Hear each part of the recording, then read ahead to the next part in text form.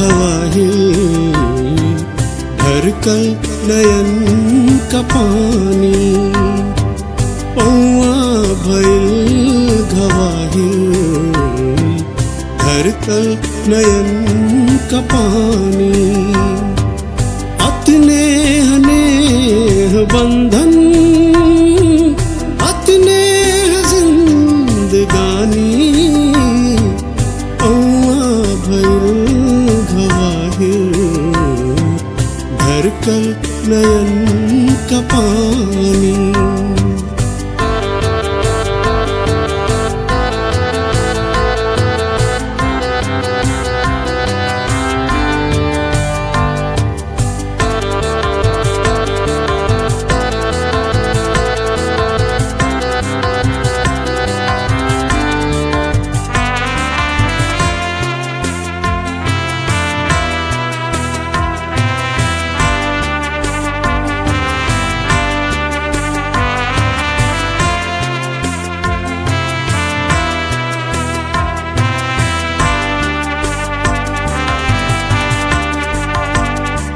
रही दूर दूर दूनो बाया दहिन कहाला। रही दूर दूर दूनो बाया दहिन कहाला। जुड़ जाए एक संगे बंधन विनय लिखाला। बंधन विनय लिखाला। कर से लिखल गइल बा कतने कठिन कहानी।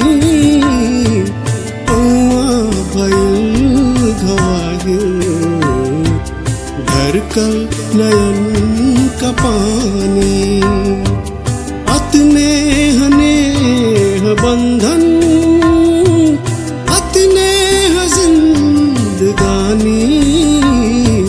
पौआ भइल घवाहिल धड़कल नयन का पानी।